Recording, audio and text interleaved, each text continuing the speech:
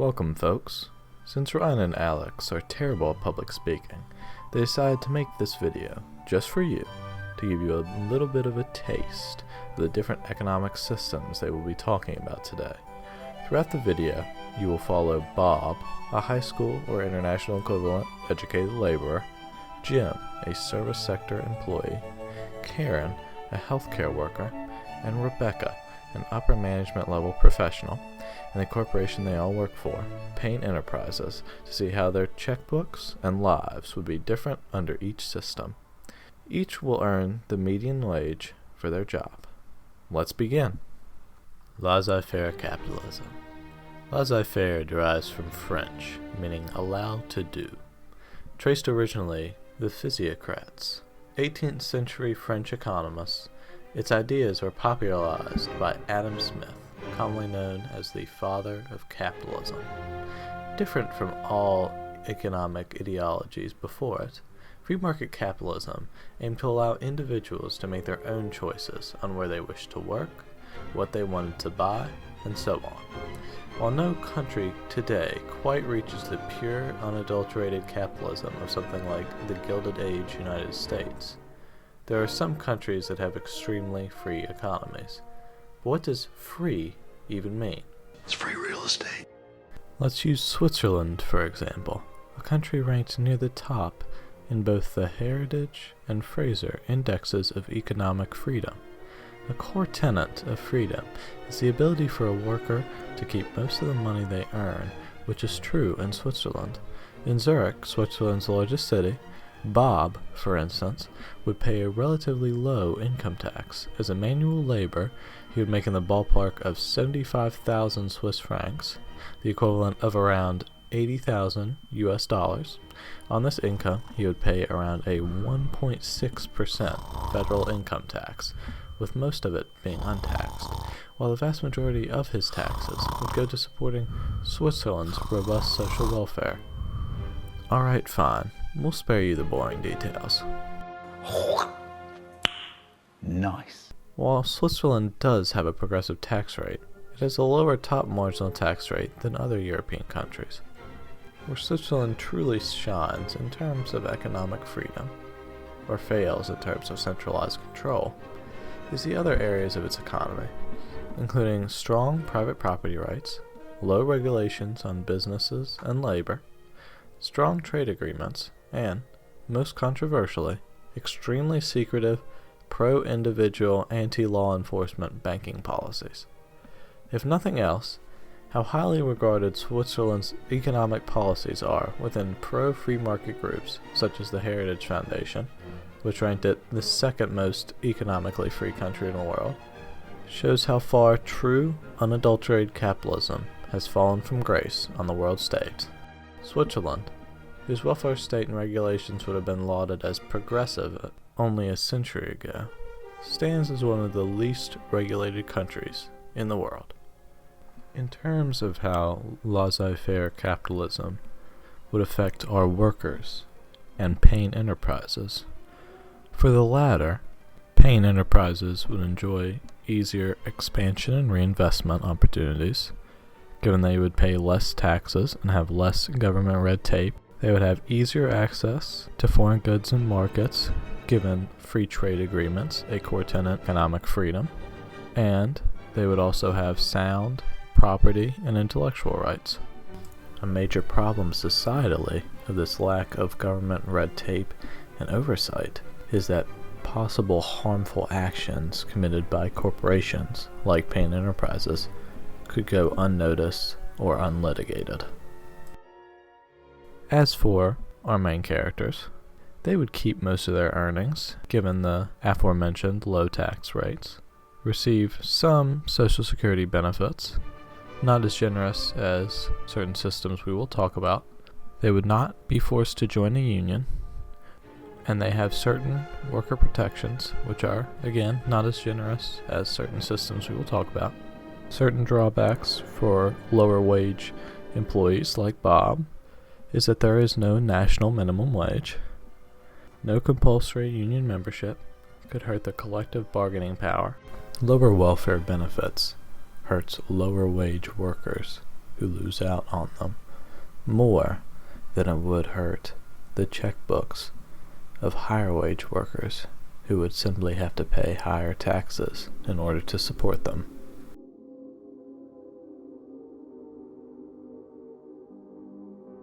On to more familiar territory. Mixed economies are the predominant strain among first world democracies. Developed in the late 19th and early 20th centuries, they were a response to the ill effects seen in countries that strictly adhered to laissez-faire principles, including harsh working conditions, pollution, monopolies, and more, all of which were seen in the United States during the Gilded Age.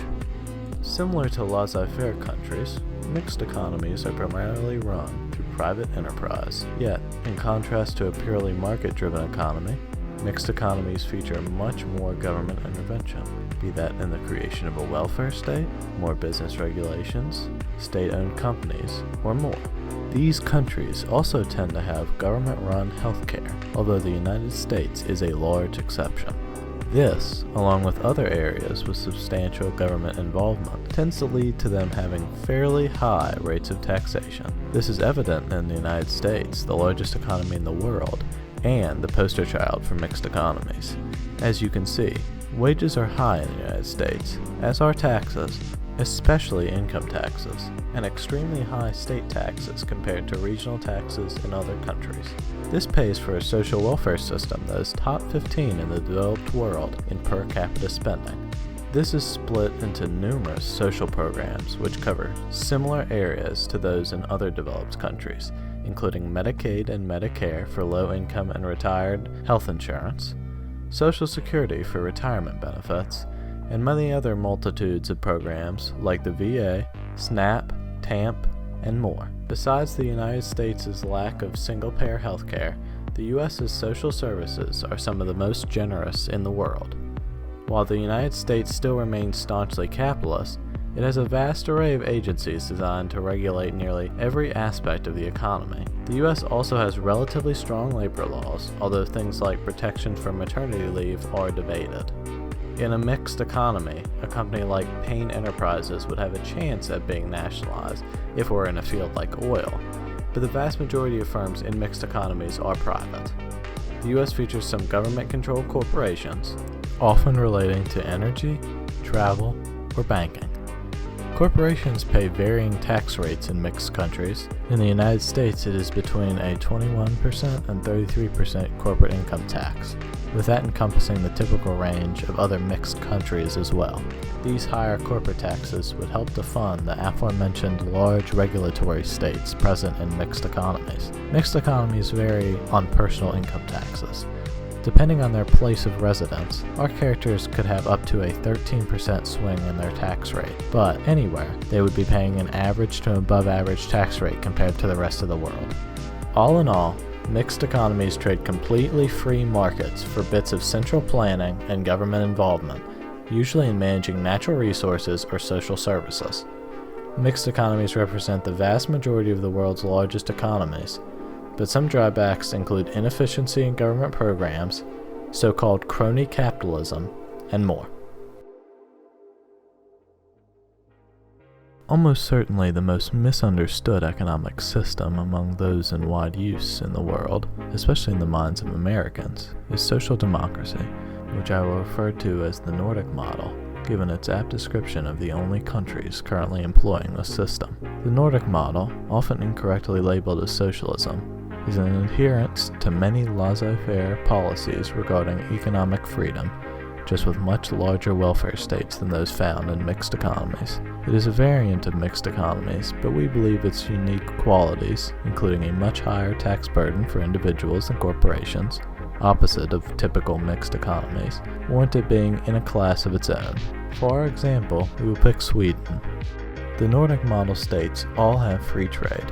They typically have less regulated economies, with every Nordic state being ranked more economically free than many large, mixed economies. Sweden ranked 10th in ease of doing business in 2019, with all Nordic model countries in the top 30. Sweden has a 22% corporate tax rate, even par with other Nordic nations, and much lower than most mixed economies. That is where the good news for Payne Enterprise ends.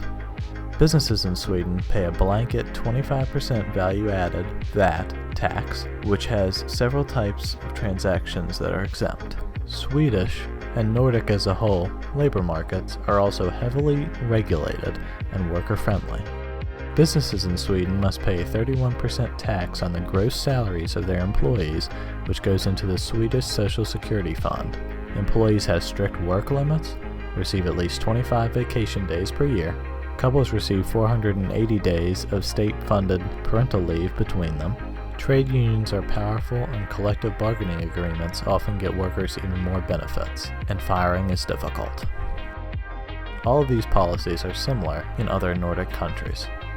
In other areas of life, Swedish citizens receive universal health care and generous unemployment insurance. Swedes receive free education even into upper levels. Retired Swedes also enjoy generous pensions paid for through an 18.5% tax on income, which is earmarked for the pension system. Taxes are where the perfect image of the Nordic economy and lifestyle fades. Nordic countries are often near the top in social spending as a percent of GDP, subsidized through income taxes whose top marginal rates are within the 20 highest globally for every Nordic country. In Sweden, each of our workers would be in the highest tax bracket, paying a 52% income tax. Whereas in mixed economies, businesses and corporations are where the government is most heavily involved, the Nordic model has government throughout the social sector, with relatively lax business regulations. One of the trade-offs of the Nordic model is that citizens must have a high trust in the government to be so reliant on it for most of their social needs, and of corporations to not exploit their workers. Many mixed economies, like the United States, are not high-trust societies whose citizens prefer a government more focused on regulating corporations than on providing universal social services for every citizen. Now, we move from likely the most misunderstood to the least known economic system. Many countries feature state oil companies, designed to increase the well-being of their citizens via their profits. State capitalism is that very same philosophy applied to nearly every area of the economy. A state capitalist country features many, often the majority, of large business interests that are either run by or partially controlled by the state. While the means of production may remain primarily privately owned, it is proven to be inefficient for every enterprise to be government-run, as it was in the Soviet Union. The government retains the power to assert control over nearly any and all firms in the country, making them, in essence, wings of the state. This collective state control allows state capitalist economies to have grand, countrywide plans, not unakin to communist 5-year plans. This is true in our example country, China. Most of China's largest companies are either state-owned enterprises, which account for a majority of Chinese GDP, or private firms that have shown to be pliable to the Chinese state's interest, like Tencent. They are foreign businesses, which China has a large holdover, or they are small businesses. China has a penchant for undertaking massive projects, largely using nominally private companies to do it, including their massive Belt and Road Initiative. This would not necessarily spell doom for paying enterprises, but at the very least they would be doing the state's bidding. While bowing to the state, Payne Enterprises would be paying a 25% corporate income tax rate to the Chinese government, which is roughly average for the developed world. One of the attractions for corporations for doing business in China is their relatively lax payment and worker protection laws, which have attracted many firms and made China the world's leading manufacturer. This lack of worker protection is built into the state capitalist system, which creates cozy relationships between government officials and business leaders, often at the expense of workers who get exploited for the gain of the higher-ups. With few political rights and an unresponsive government that is fine with their relative exploitation, workers have few choices. By no means is it all bad for our workers. They get some, if not modest, benefits, including 5 to 10 days of annual leave, 98 days of maternity leave, partially paid sick leave, and have a 44-hour weekly work limit. Both employers and employees pay into Chinese state pensions, with employers paying 14 to 16% and employees paying 8%. China features a bare-bones public healthcare system, which covers often basic expenses, but by no means covers most procedures. The many gaps often require Chinese citizens to pay out of pocket, although there is a highly expensive private insurance market. China has 9 years of compulsory publicly funded education, with higher education being a mix of public and private akin to the United States. China has a high top marginal tax rate, with income over $140,000 US being taxed at 45%. But for more average salaries, it is around the world median for developed countries. Where Chinese state capitalism truly shines is the massive growth it has experienced as it is liberalized, having experienced consistent 4 to 10% annual GDP growth, with their GDP per capita doubling in the last decade. This growth is not inherent to the state capitalist system, though, as Russia, a resource-rich state capitalist country, has had negative nominal GDP growth over the same period.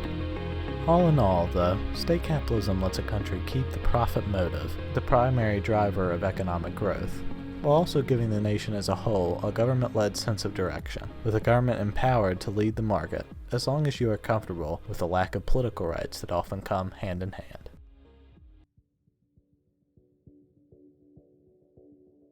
Finally, Marx decides to make an appearance. Return your brains to social democracy, when we rejected the label of socialism for it, and reverse that. Next to capitalism, this is likely the most controversial economic system in the world. Yet, unlike capitalism, at least not regulated capitalism, socialism and communism have largely faded from the world stage. Compared to its mid-20th century heyday, the number of countries that could be reasonably called socialist or communist today is laughably small, largely due to the spotty human rights record and slow economic growth seen in many countries that employ or employed it.